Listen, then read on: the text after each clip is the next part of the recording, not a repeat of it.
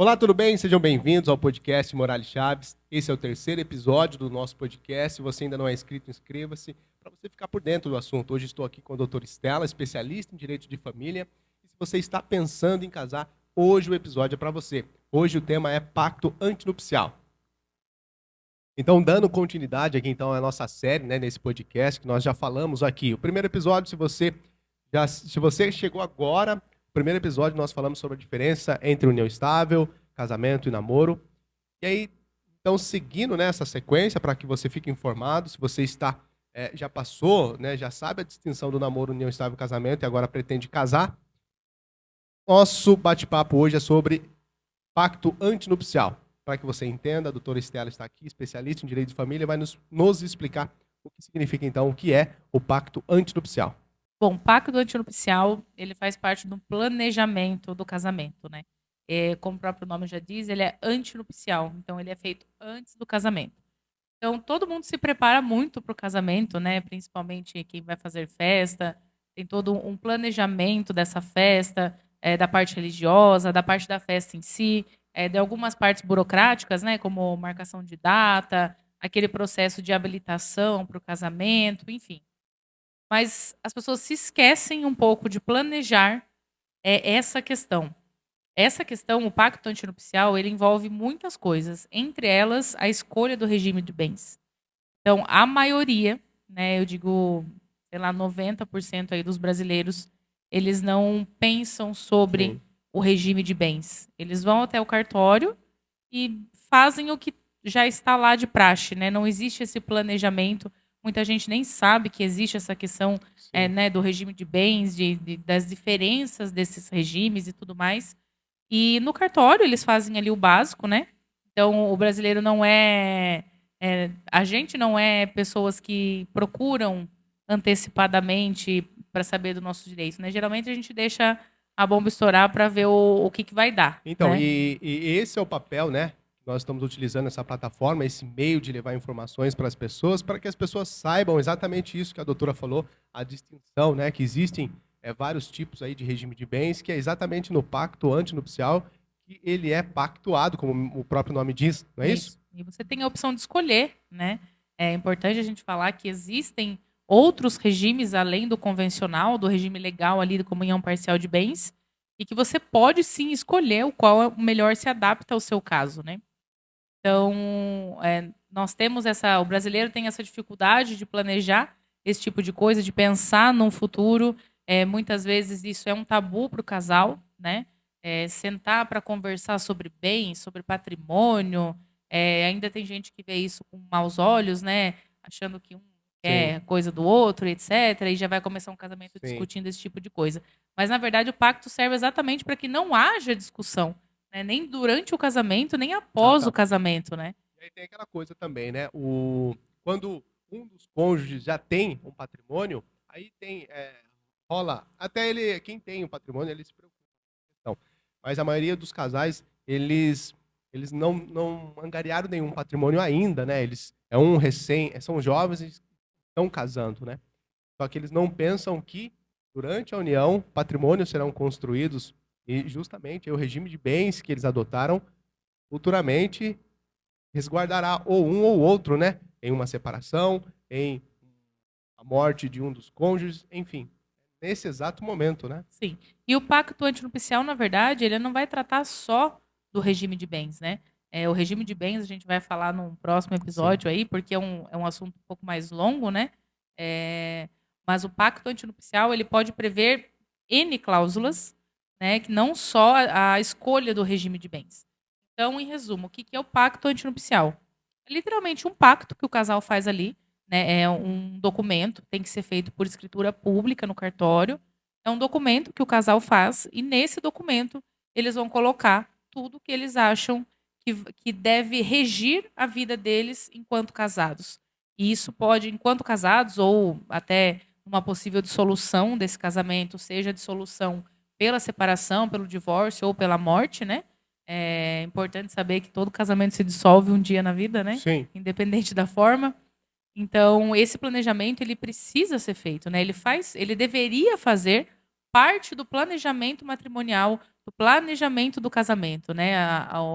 Os nubentes ali, os noivos, procurarem um advogado para saber as modalidades dos regimes de bens, para entender qual regime de bens se enquadra naquele casamento, o que eles querem para a vida deles naquele momento e para a vida futura deles, né?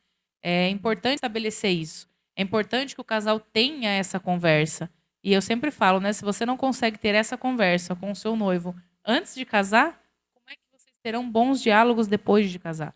Né? Isso Sim. precisa ser bem estabelecido.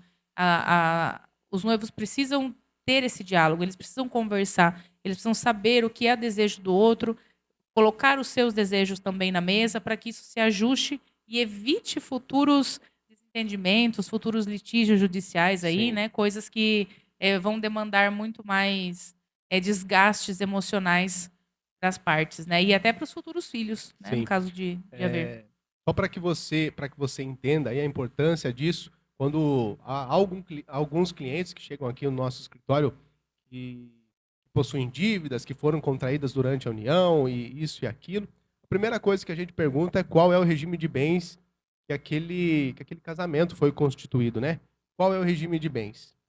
Porque a depender do regime, o outro também faz parte daquela dívida, daquela obrigação. Para você entender a importância da escolha do regime de bens, que ele entra dentro do pacto antinupcial. Sim, É isso mesmo? sim. Não, como eu falei, né, não só do regime de bens, mas entre outras tantas cláusulas, né, que podem ser colocadas aí no pacto antinupcial. Então, e o que pode, então, e o que não pode ser colocado no pacto antinupcial? Bom, vamos lá. Além da escolha do regime de bens, você pode escolher um dos regimes, né, já existentes, como você pode também mesclar esses regimes, né? A gente chama de regime misto ou regime híbrido. Então, você pode mesclar esses regimes de acordo ali com a necessidade Ajustar, do né? casal, isso.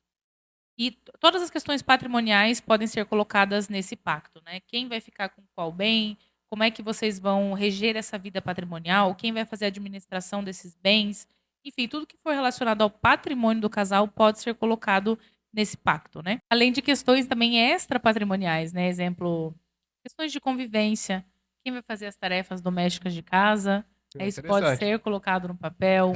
É. Por exemplo, uma futura guarda de pets, né, no caso de um divórcio, como que vai ficar os pets, com quem vai ficar os pets, quem vai sustentar ali os pets. Então, isso pode ser colocado.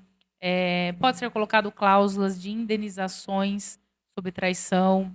A gente já ouviu aí na mídia, não vou me lembrar agora qual casal muito famoso, existe uma cláusula de indenização em caso de Sim, traição, né? Então, se há traição, sim. tem que se pagar ali um É, valor. Então, existem esses casos de indenizações, existe, por exemplo, casos em que a pessoa se coloca lá, se for divorciar, o outro tem que dar um bem a cada ano de casados. Então, se ficou 10 anos juntos, são 10 bens que ela vai receber, 10 imóveis, ou uma indenização a cada ano de casado. Se eu não me engano, acho que é Beyoncé que é casada com o Jay-Z? sim. Eles têm um pacto, pelo menos foi o que foi relacionado na mídia, alguma coisa nesse sentido, né? De que caso eles se separassem, ela receberia uma indenização por cada filho que eles tivessem. Então, esses tipos de coisas podem ser colocadas no pacto, né? Pode ser colocada no pacto, nossa, muitas coisas relacionadas a futuros litígios, né? Como a forma da qual vocês pretendem, sei lá, se for o caso de um divórcio. Por exemplo, uma cláusula que eu acho de extrema importância colocar e que isso gera muitos problemas nos casais que não têm o pacto é em caso de divórcio, quem fica no imóvel? Quem Isso, fica isso nesse é um imóvel? grande problema, né? E as pessoas chegam aqui pra gente, vai se divorciar, um não quer sair da casa, o outro também não quer sair da casa, e aí Sim. fica aquele, As né? obrigações que foram contraídas ali para a É. devolução do imóvel, né? Então, assim, às vezes um imóvel próprio mesmo do casal é interessante deixar pactuado que no caso de um possível divórcio, quem detém as guardas dos filhos, por exemplo, vai ser a pessoa que vai permanecer no imóvel, ou a mulher vai permanecer no Sim. imóvel, e o homem vai deixar o imóvel até que o divórcio se dissolva, né? Porque o processo de divórcio muitas vezes ele é longo, né? Então, Então, é nessa questão que eu fazer uma ressalva, por quê? Porque ele vai prevenir um litígio demorado, né? Desgastante, né? muito tempo. No escritório nós temos alguns aqui que se arrastam Sim. por meses, anos. E um planejamento assim, ele não precisa nem acionar o Poder Judiciário, né? Pode ser extrajudicial, né? Já que tem um pacto.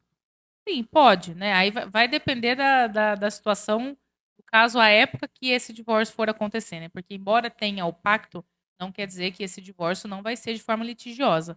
Mas, existindo um pacto, existindo algo que vocês concordaram antes do casamento, você pode apresentar isso para o juiz, né? Como uma liminar, alguma coisa assim, e conseguir esse afastamento daquele que concordou que sairia do Sim. imóvel, né? Através do pacto, para que, pelo menos, até acabar o processo de divórcio, né? A gente tem casos aqui de que o casal está em briga litigiosa judicial e estão morando sobre o mesmo teto. Sim. Né? E aí eu imagino a pressão psicológica que é você viver sob o mesmo teto com alguém que você está guerreando judicialmente, né? Então, isso pode ser evitado, né? Através Sim. do pacto antinupcial. É uma forma da gente prevenir alguns tipos de litígio, né? Claro que a gente não pode prevenir tudo, mas assim, facilita muito caso aconteça alguma coisa lá na frente, né? Então, todas essas questões podem ser colocadas no pacto. Pode ser colocado no pacto questões de administração, como, por exemplo, no caso de um dos cônjuges estar possibilitado, por exemplo, uma doença, Sim. autorização para mexer nas contas, né? No patrimônio ali, colocar essas limitações. Então, tudo isso pode ser colocado, né? Tudo isso pode ser bem analisado e deve ser analisado caso a caso ali com o casal, né? Sim. Às vezes são um casal que já tem filhos de outros casamentos, então pode ser colocado Bastante ali importante questões também. de paternidade ou maternidade socioafetiva, se já quer deixar isso afastado, se não Sim. quer. Então, assim, são várias coisas que podem ser colocadas e a gente tem que ouvir, né, esse casal para saber exatamente o que eles querem. Né? Existem Qual que é a cláusulas. necessidade, né? Isso. Existem cláusulas que eu acho essenciais, como essa que eu falei da questão do divórcio. Em caso de divórcio, quem fica no imóvel? Eu acho que isso é uma cláusula essencial do casal ali conversar sobre e deixar estipulado. Mas, obviamente, a gente respeita a vontade do casal. Se eles acharem que não deve ser colocado, nós Sim. não colocaremos, apenas fazemos essa orientação, né?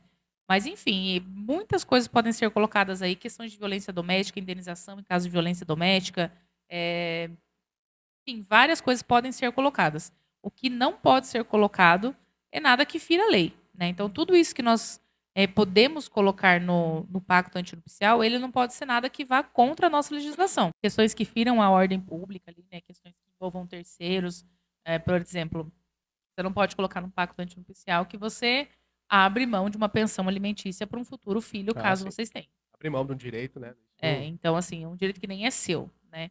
Então, você não pode colocar esse tipo de coisas que fira a lei, né? Não pode ser colocado nada que seja degradante para outra parte, humilhante para outra parte.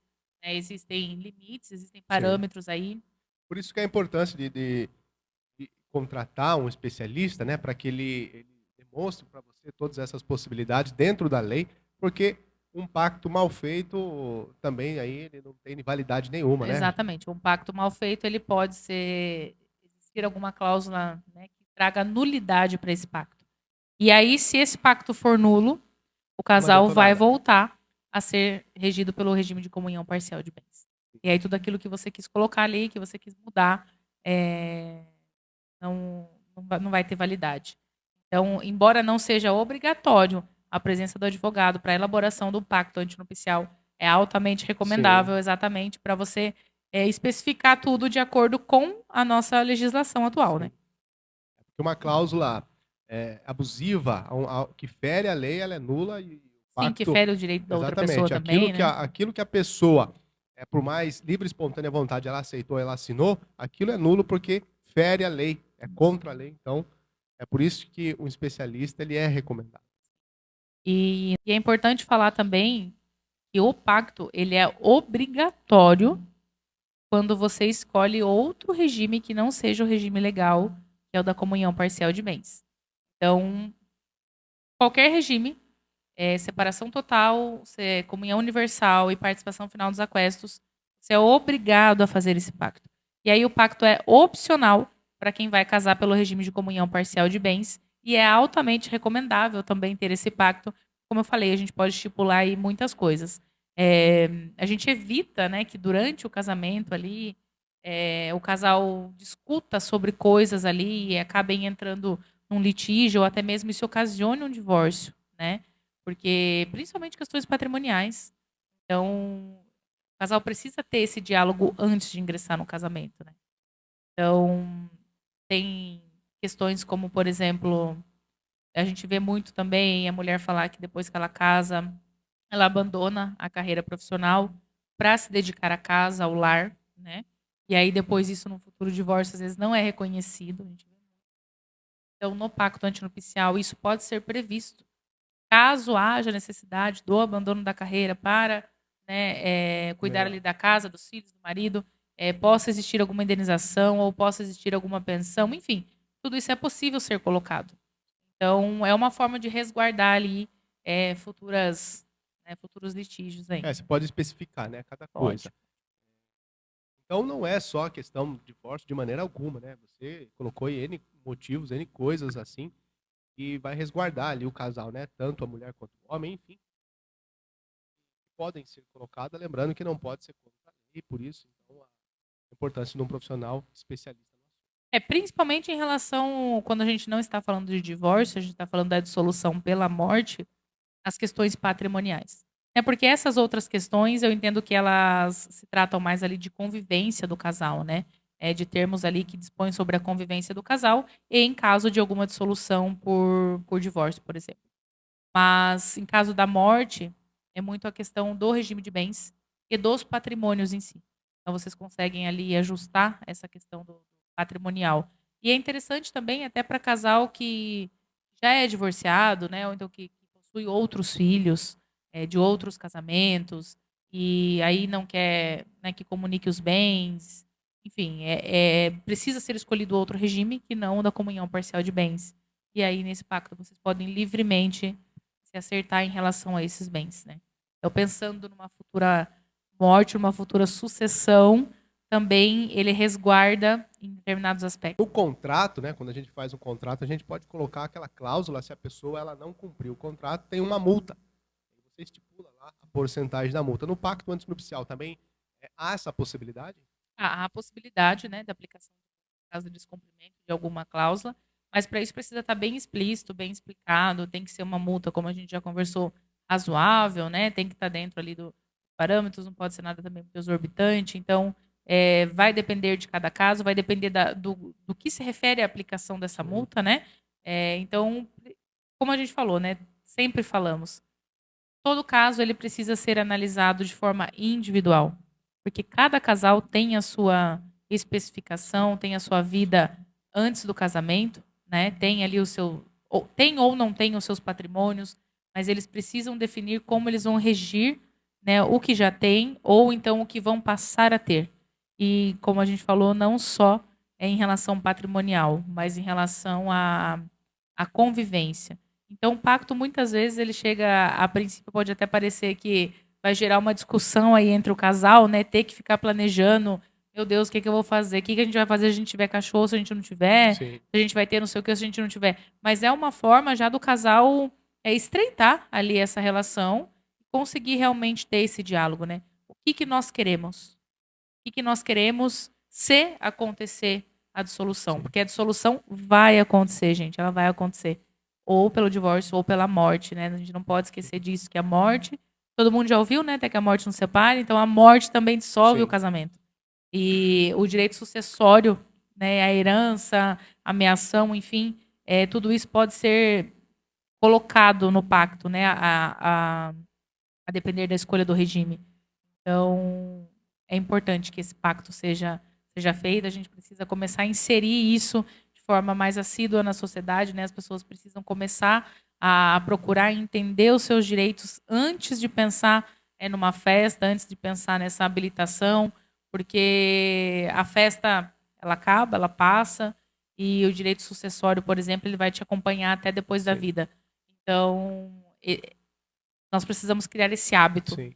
né, de procurar um especialista antes de tomar as decisões para prevenir realmente futuros litígios, né, uma advocacia preventiva. O planejamento, ele se faz muito necessário, né?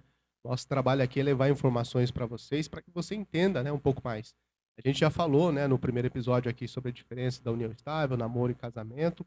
Agora nós estamos aqui falando para você o que é o pacto antinupcial, que ele não se aplica só no divórcio. Nós estamos falando aqui de Nós não divórcio. estamos pensando num casamento que já vai acabar. Ninguém casa pensando que daqui a uns anos o casamento vai se Não dissolver deveria ser esse o intuito, né? pelo divórcio, mas ele também se dissolverá pela morte de um dos cônjuges e também pela incapacidade. Vai que um dos cônjuges é acometido por uma doença que o incapacita, e aí, mediante esse pacto, as cláusulas ali previstas também resguardará o patrimônio desse casal, né? Sim. Não dissolverá o casamento, mas poderá ressalvar aí em alguns aspectos jurídicos. Então, é por isso que é importante, então, nosso trabalho aqui é levar informações para você, e hoje nós conversamos sobre o pacto, né? Pacto antinupcial. E se você tiver alguma dúvida sobre esse assunto que a gente conversou aqui, manda para a gente lá no Instagram, Morales Chaves. É só você mandar lá que a gente responde no decorrer do nosso trabalho. E a gente responde no Stories também. E não esqueça de inscrever-se no canal Morales Chaves, porque o próximo bate-papo Vai ser sobre regime de bens, né? Pra gente sobre regime seguir de aqui bens. a nossa linha de raciocínio. E aí a gente dá continuidade, então, nessa área da família, né? Sim. Quando a doutora Estela está aqui para conversar, como ela é especialista na área de família, a gente conversa nesse âmbito. Nós, então, começamos com a diferença namoro, união estável e casamento, agora pacto antinupcial, e no próximo regime de bens, para que você entenda quais são. Quais são, quais as diferenças, e saber que você tem outras possibilidades, não só o que o cartório estabelece ali, o que é o regime legal, e que você pode brincar aí com esses regimes de acordo com a necessidade de vocês, do casal. É isso aí, até o próximo episódio, então, para você não perder nada, inscreva-se no canal e nos siga lá no Morales Chaves. Até o próximo.